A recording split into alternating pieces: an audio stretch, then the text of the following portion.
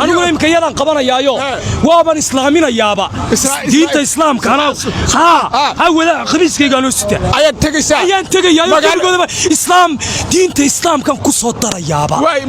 مقالة دي تلبيبة تجسا أيان تجي يابا كوري ويك صوت سعودوان شوقة سومالنا وحوي وقبل كم إذا الصومالي واي وعلم التاي كسماية وعلم التاي بلدوين وعلم التاي بيضاء وعلم التاي أنا هدي عنا الصومالي وعنا مد قبل كم إذا الصومالي إنه جوريس وتاجو ومدح بناني الصومالي اللي كلا قيبيو من نمط الصومالي اللي كلا قيبيو أنا ورالي كمنين magaalooyinka muqdisho iyo hargeyso aan laga seexanin Somaliland oo tallaabooyin dheeraad ah qaaday iyo golaha wasiirada iyo baarlamaanka Soomaaliya oo maanta kulan degdeg ah ka yeelanaya xaaladda Somaliland haddaba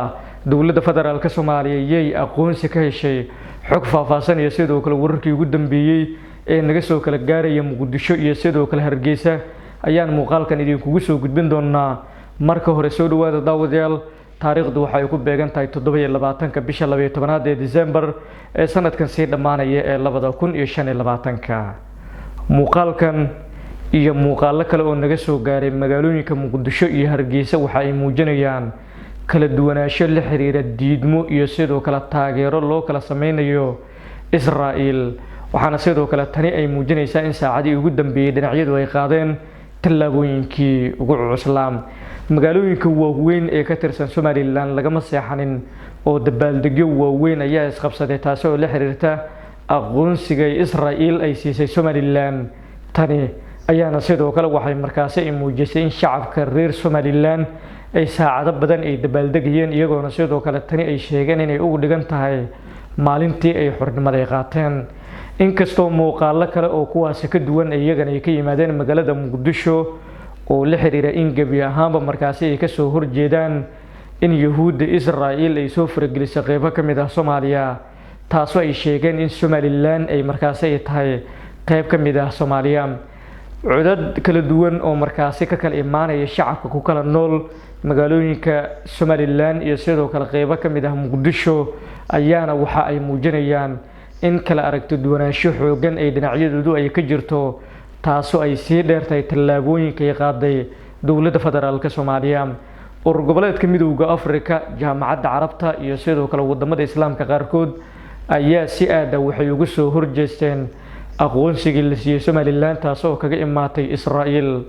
ra'iisul wasaaraha Israa'iil Benjamin Netanyahu iyo madaxweynaha maamulka Somaliland Cabdiraxmaan Maxamed Cabdullaahi Cirro ayaana sidoo kale si wada jir ah waxay markaas u shaaciyeen in la aqoonsaday Somaliland taasoo muujinayso in Somaliland ay markii ugu horeysay aqoonsi ay ka heshay Israa'iil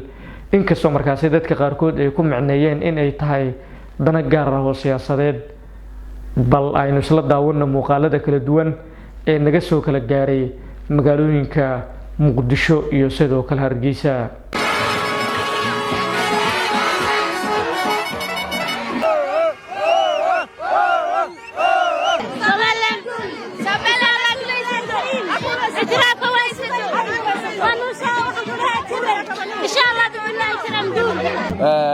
Somaliland قول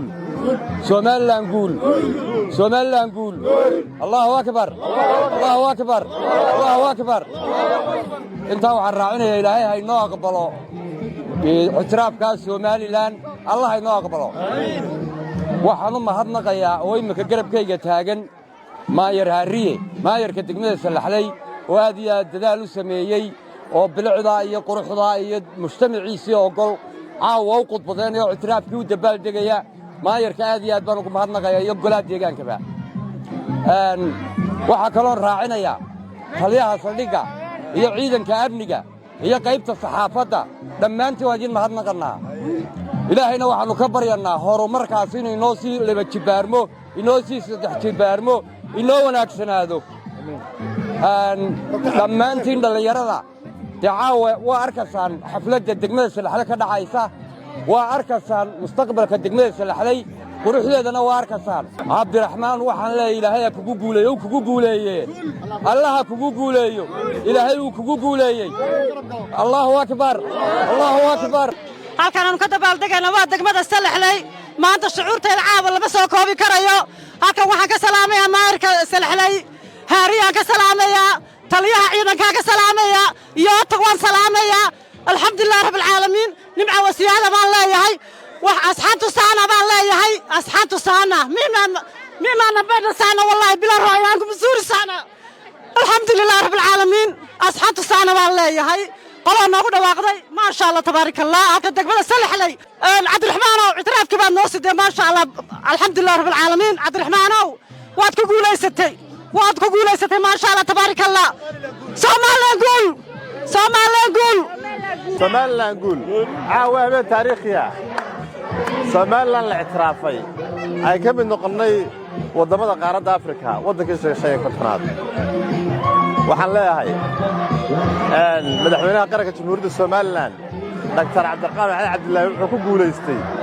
إنه اعترافه كان وطن كان هذه الناس فريسة السنوات سوماليلاند ميل كستو maxay haytay caawa waa laga dabaaldegaya wax loo dabaaldegaya maxay haytay اعترافka Soomaaliland waan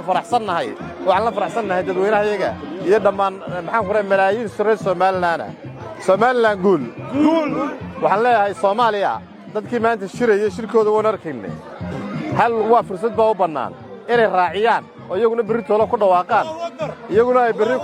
اعترافka Soomaaliland الله أكبر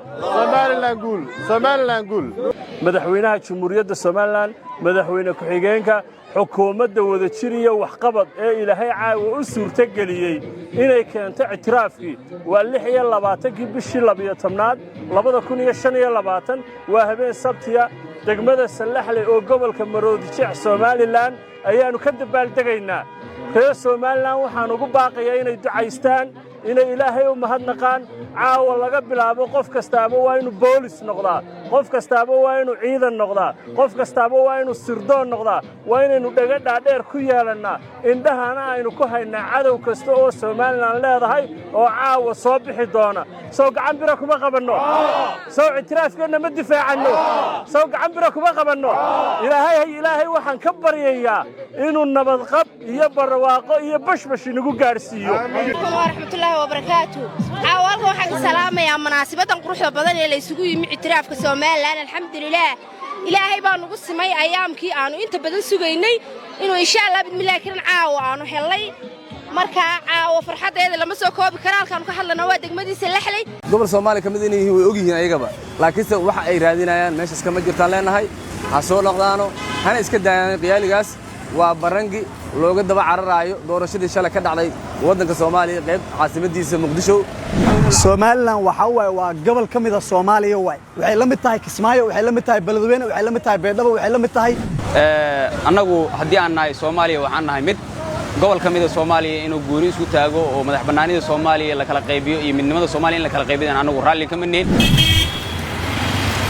anigu imka yadan qabanayaayo waaban islaaminayaaba diinta islaamka ana ha wada khamiiskayga loo sita ayaan tagayaayo islaam diinta islaamkan ku soo darayaaba magaaladii Talabiib baa tagaysaa yadan tagayaabaan kuri wiilka soo socda waan joogtaa waayahay sugay baa muddo badan lalahaa caawa maxaa dareenkaygu dareen dhaaf inna lillahi dareenkaygu dareen ma waxa soo dhan waa kuwa qosliya dareenkayga la yaabayn kuwa ay daawanaya wala mid sheer gareeya ku qabqaba dadkan ku qabqaba waxa maqlimaysid isoo yaga dabaaniga muqaalkan waa la sheer gareynaya Israa'iilna xal kala ugu dhaafiya laakiin waxaan leenahay waxa ay raadinaysaan halkaas idin kama jiraan waxa ay raadinaysan walaalihiin Soomaaliyeed oo joogo meel walba oo gobol kamid ah Soomaaliya joogan ay kala dhaxeeyaan Soomaalinimada iyo diinta islaamka waxaan leenahay soo laabta inta nuusana soo laabata inta nuusana inuu taqaanana Soomaalinimada iyo Muslimnimadana way og yihiin boqolkiiba Soomaaliland dadkeeda ma ahan dad qiyaali ku nool waa dad muslimo diin iyo wax walba yaqaan xadaariya waxa ay rabaan way yaqaanaan laakiin ma dhahayno mar walba gobol Soomaali kamid waay gobol Soomaali kamid inay way og yihiin ayagaba laakiinse waxa ay raadinayaan meeshas kama jirtaan leenahay ha soo noqdaano hana iska daayaan qiyaaligaas waa barangi looga daba cararaayo doorashadii shalay ka dhacday wadanka Soomaaliya qayb caasimadiisa Muqdisho wax kale intoodo oo lagu arka ma lahan waxa maanta ka soo yeeray Netanyahu waa nin eedeysana waa nin maxkamadda adduunka ay raadinayso ICJ marka nin dambiile wax ma xukumo waxna ma xiriyo مبادئ محلنا مركز سوماليلاند waa dad muslima dadka islaamka waxay qabaan dadka kale intooda waxyaabaha yariiska oo lacagta lagu bixinayo Soomaaliland inay goodo ay wadan noqoto laga ma yaabo sababtoo waxa waaye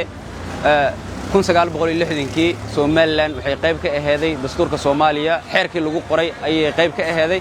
ayadaana dhaqan gelisay sidii ayuuna yahay mana go'ayda Soomaaliya mana la kala qaybinayo waa maasantaa maamul ayada kala qaybinayda annagu haddii aan nahay dad Soomaaliyeed dhalinyaradii Soomaaliyeed aan nahay jiilba jiil dawladda madaxweynaha meel buu geeyaa nin baa ka sii qaada haddana anaguna waxaan nahay jiilka soo socda anaguna waxaan aan isku dayaynaa oo aan raalli ka nahay in halkii la geeyay aan ka sii bilowno Soomaaliya in aan la kala qaadin waa maasantaa Soomaaliya in la kala qaybiyo waxay leedahay hal madaxweyne waxay leedahay hal dal in la kala qaybiyana waxa waaye suurtagal ma laakiin wadan ma aqoonsan karo wadan hadii la aqoonsana United Nations ka aqoonsado meesha saacad loo qaadaa marka hadda ugu dambeeyo aan fiirino South Sudan oo kale taqaabka loo aqoonsaday taasoo kale waa shaqo diblomaasiyadeed weyn wax weyn ay u dhimayso qaranimada Soomaaliya qarankan intuu ku kooban yahay wala yaqaana wadan kasta qaranimadiisa AEBEC wala tiri kara wadankan dal iyo dad iyo hoggaan inta uu leeyahay Soomaaliya meesha laga soo galay meesha looga baxana wala yaqaana wax weyn oo saas oo hadda aan dhihi karana maanta qaranka juuga soo gaartay بسم الله الرحمن الرحيم الحمد لله تناول الله ثم الصلاة والسلام على رسول الله صلى الله عليه وسلم مانتا ويتاي بشو لحيا اللباتن كي ديسمبر وحويان وحينو لمي تاي لحيا اللاتن كي جونين حرنمة قادمي لحيا اللاتن كو اللمبرو غالبا reer Soomaaliland waa lambar qaaliban marka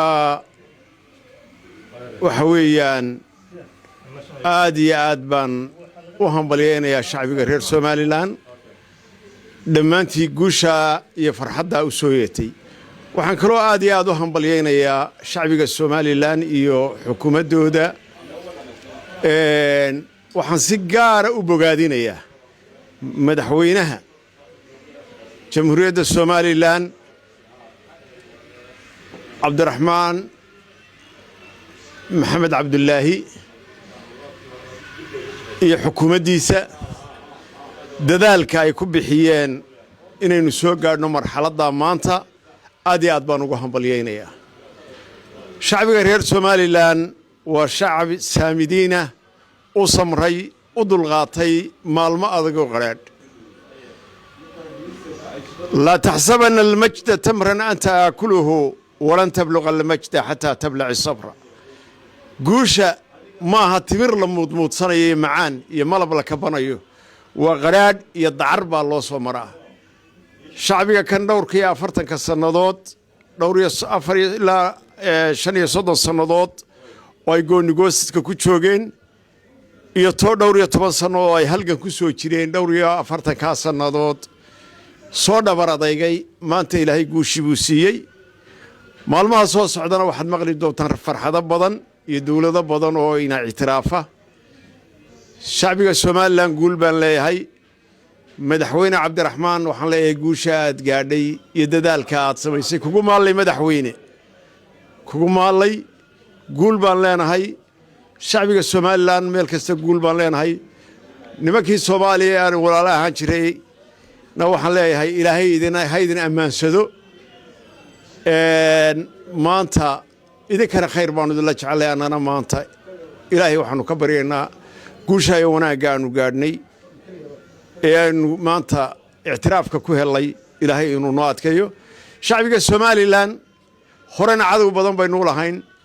nimco kastoo timaadana cadow badan iyo xaasid bay leedahay gacmaha la isqabsado maanta laga bilaabo nin mucaarado waa inaanu ina ku jirin waa in gacmaha la isqabsadaa waa in wax kastoo ina ka dhaxeeyey oo xifiltan iyo tartan ahaa halkaa la dhigaa arrintaa maanta iyo dalka sidii loo dhisi lahaa iyo sidii loo horumarin lahaa inaynu gacanta isku qabsanno cadowgeena in aynu meel uga soo wada jeesanno wixii walaalnimo iyo wanaag inoo hayana aynu albaabada u furro هذه أدبا مهتسنتين شعبك السوماليلان والسلام عليكم تلفزيونك أدبا نقول بليينيا وما أنت شعبي جيسا فرحة الله غيب سنيو هور سعودة معمولها تلفزيونك بشارة باندي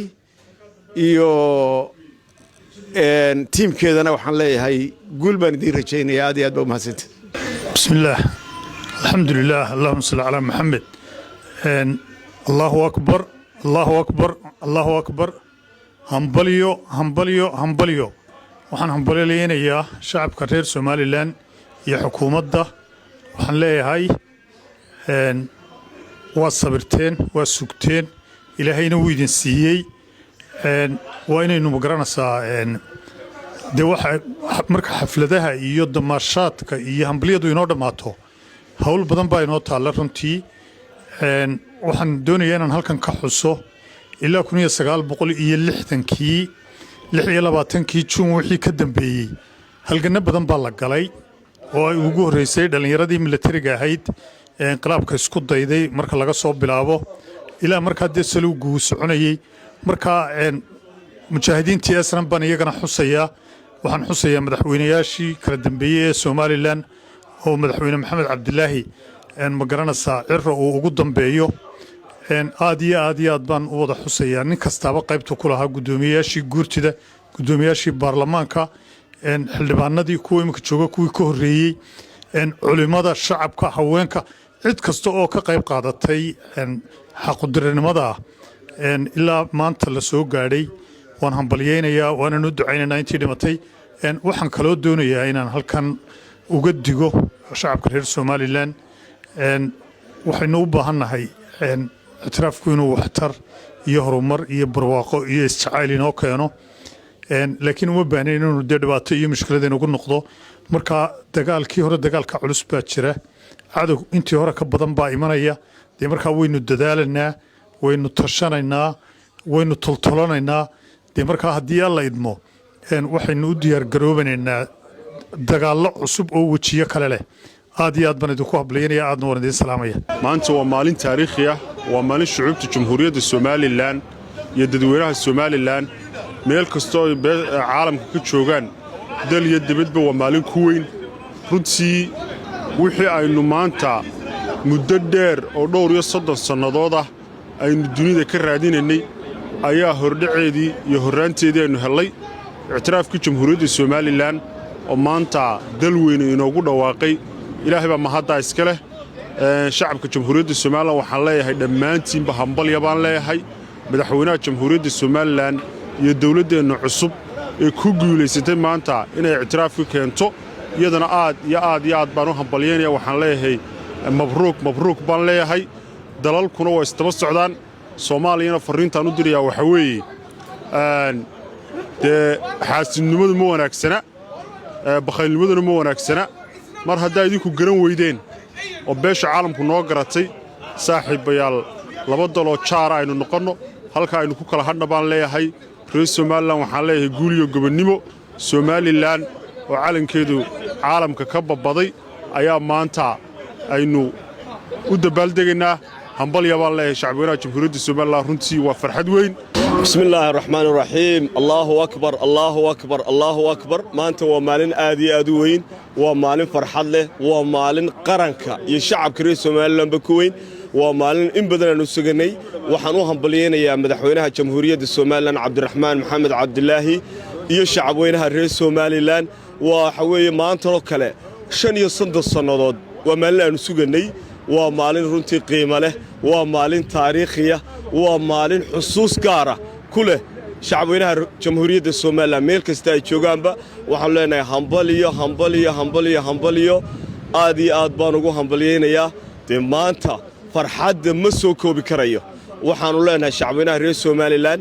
samirkii iyo dulqaadkii iyo midnimadii iyo wadajirkii iyo wax isku haanshihii ayaynu alkaa ku soo gaadhnay maanta waa maalintii koobaad ee qaranka jamhuuriyadda Soomaaliland la ictiraafay waa maalintii u horeysay waa maalin taariikhiya